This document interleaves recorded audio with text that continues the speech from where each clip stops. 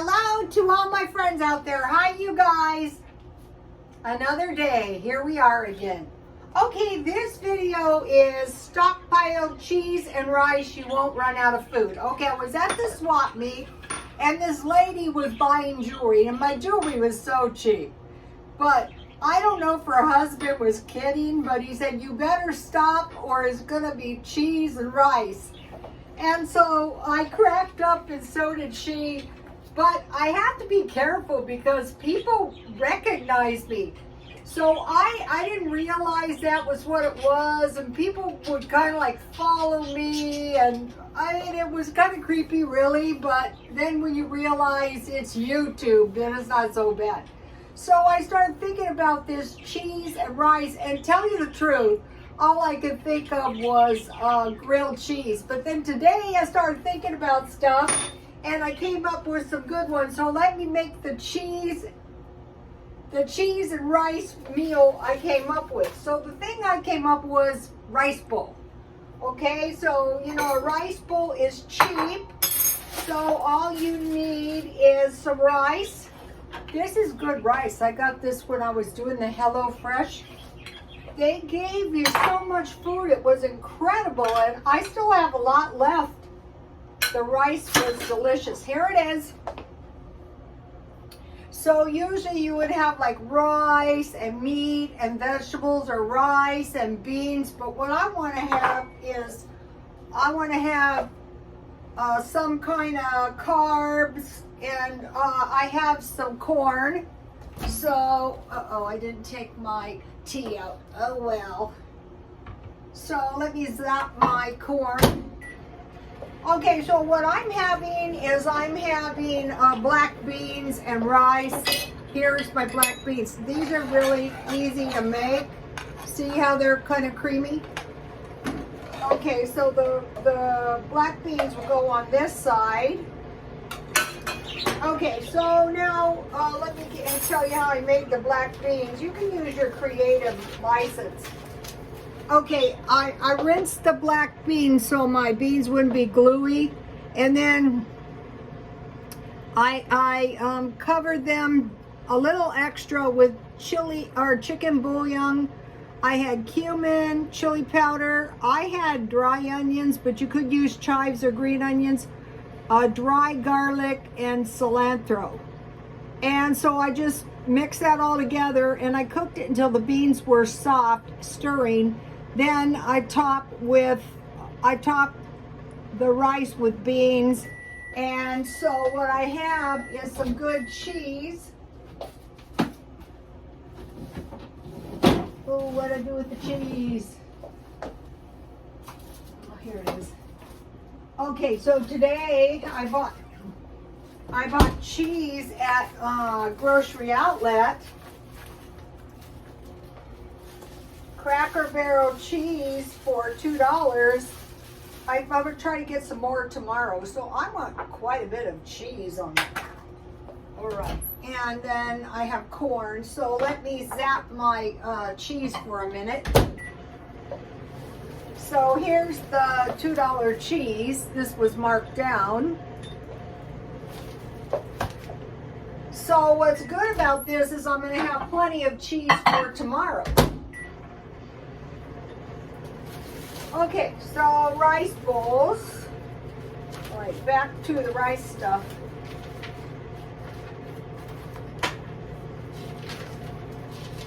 Rice and cheese. Okay, for cheese I came up with macaroni and cheese, grilled cheese sandwich, celery and cheese, I love that, bean and cheese burrito,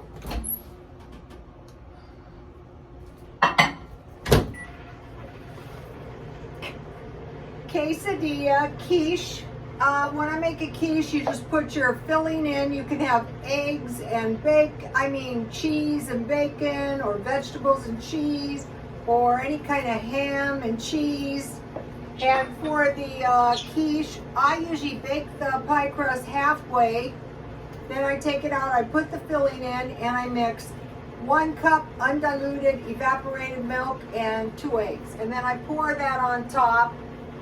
And that's going to give you a really good, owie. All right, life is good. take a look at this.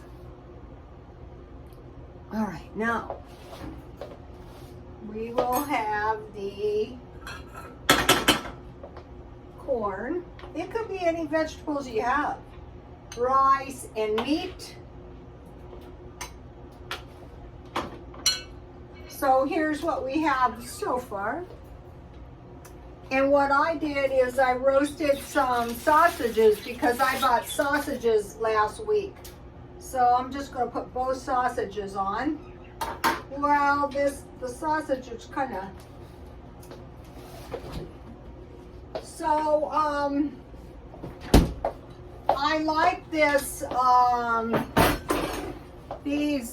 these meals that are very hearty and you have leftovers. I have to be careful. This is how I knock my tripod over. So I have good cheese. I got good salsa. I never did find the salsa that they say I had. Take a look at this. Now this is good, you guys. Okay, now that's my rice bowl. It could be any meat. All you need is rice, a vegetable, meat, or whatever you have. So okay. So then I mix the evaporated milk and on top of the veggies and cheese and meat or whatever filling, and I bake 350 until I insert a knife and it comes out clean. All right, scalloped potatoes and cheese. How about this? Cheese and grits. Enchiladas, cheese and olives. Lasagna, with cheese. Cheese pizza. Cheese and crackers. Cheese and salami. I love that. Tomato soup with cheese. You just put pieces of cheese in your tomato soup. Okay, and then I've been making cheese bakes. Italian, so it's just like spaghetti with macaroni, and you put cheese and you layer it and bake it. Chili or chicken and broccoli. So that is what I came up with. I'll show you in a minute for cheese. Now rice, I came up with horchata. I don't know if I'm pronouncing it right. Horchata. I don't know. Here's how I made it. If you want to watch the video, I think it's on my Twitter, but I just did it yesterday. It's basically rice milk and almond milk. And you can buy it. Well, why buy it? It's easy to make it. Okay, chicken and rice. That's very delicious. Rice and gravy, rice and peas, rice and black beans, rice milk, fried rice, rice pudding, Spanish rice, and rice bowls. So here's the list if some of you want to take a screenshot. And if you have any good rice or cheese stuff, can you put it in the comments? Okay, so I've been doing 3 things. I've been cooking a lot, which I like because today I was out working in the garden. I tortured myself so bad. I was fixing the swamp meat stuff up, and I fixed the backyard up with the garden, which was all messed up. The birds are being nice. They've been tweeting all day long. It's so beautiful. So I'm cooking a lot. I have plenty of food the next day. I still have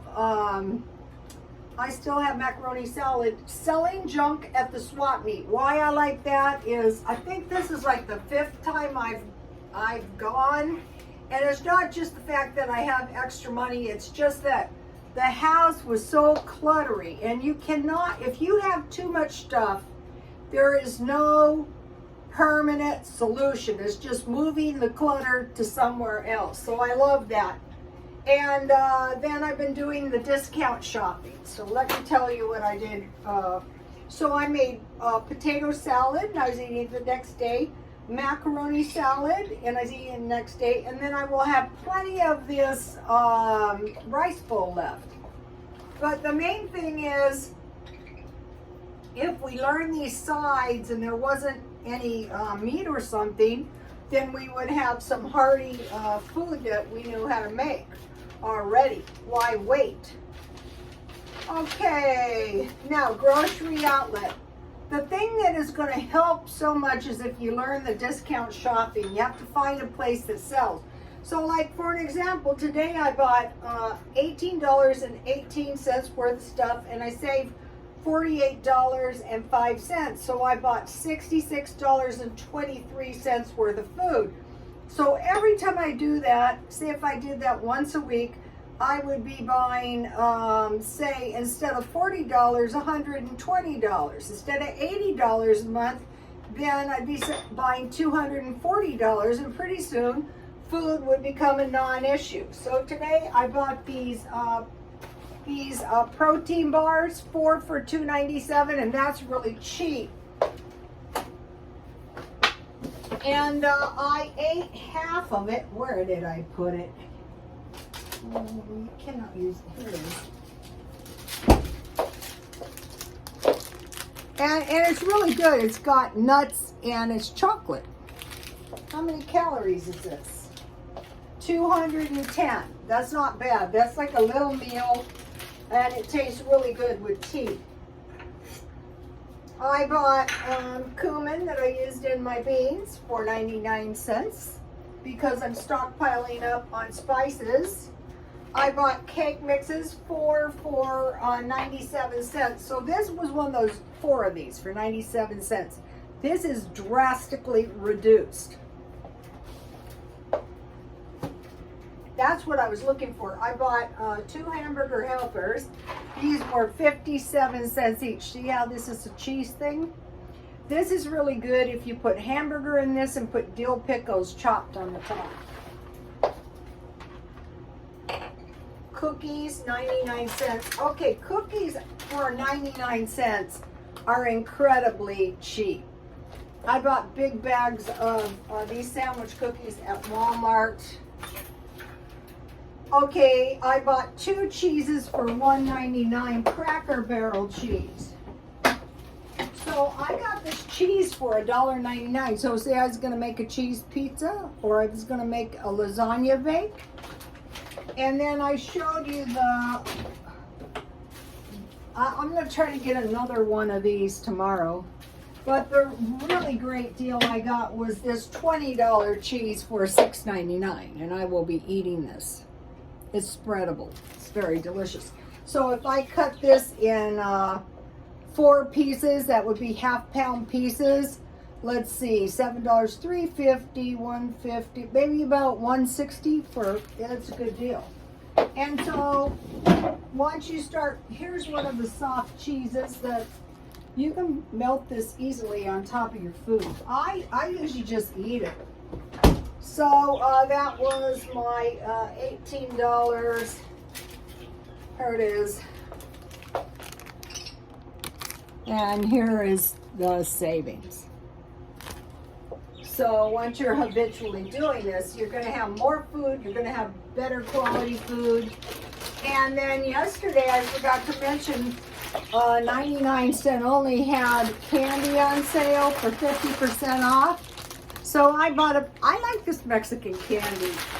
Oh, it tastes really good with tea. All right, life is good. So that's it for the discount shopping. Okay, I want to talk to you about these lists. So I have on this side, here's the non-food, but I have spices. So today I got the cumin, and when I was getting ready to cook this, I thought, you know, I've cooked down a lot of black beans and pinto beans, so I'll be stocking up. Okay, so now I want to see one more thing. Okay, I watch these prophecy videos. My phone feeds them to me, and I go, okay, I'll watch it. So this one is, this will happen 3 years before Dajjal arrives, Nourish TV. There it is. It's on my Twitter. So this is a good, you know, everyone thinks, so we have the whole entire truth. We have the truth, the whole truth, and nothing but the truth. But actually, we could glean some truth. So the Dajjal is the false prophet. So before this false prophet comes, 3 years before the false prophet, there's going to be a famine. Okay, the Bible predicts famine, but it doesn't go into great detail. But this made a lot of sense. Year 1, 1/3 less rain, 1/3 less crops. Year 2, 2/3 less rain, 2/3 less crops. Year 3, no rain, no crops. Animals and many people will die. Okay, this false prophet will come and he will have extraordinary power, and he will order rain, and the rain will fall, which will be a miracle. The true believers, however, will reject him, because there'll be probably something about him that the true believers go, this is not Allah, or this is not God. For one thing, he will say he is God. Now that's a bad sign. So now, so the believers that refuse to worship him basically will suffer all kinds of hardship. This will probably occur in the Mideast, and I'm watching the Mideast now, and there is no meat. The people have been like a year with no meat. Okay, Revelations 1:7. Look, he is coming with the clouds, and every eye will see him, even those who pierced him, and all peoples. Okay, now he's coming with the clouds. Okay, there was a prophecy that said, and this was like last year when all this bad stuff was happening, God is going to visit the cities in the form of a cloud. Now we see in this Revelations 1:7, he's coming with clouds, right? And possibly there's going to be like severe famine and no rain. But the cloud thing is significant because all through history, generally God has never appeared as a person. Jesus, a lot of people say he is a prophet, but if he returns with the clouds and he doesn't say that he is God, then, you know, what we might want to say to ourselves, anytime a person says he is God, that might be the false person, because all the religions are kind of predicting a false person. But that is not what I want to talk about. What I want to talk about is this issue of famine, this issue of food shortage. So I told you guys about the prophet. There's a prophet, and he was standing on a high hill with the Lord, and it was, the people were oblivious to danger, and the ocean was moving out, and a tsunami was coming. Remember this, if the ocean moves way out there, there's a bad sign. Okay, so now the prophet was terribly alarmed, and he said, what will happen to these people? And the Lord said, perhaps I will save some of them, which indicates all of them except perhaps some of them were going to, you know, die. So what can we do? Well, the best thing we can do is stockpile food. Find some of these meals. I'm not going to be suffering eating this. I like eating this. Okay, you guys. God bless you all.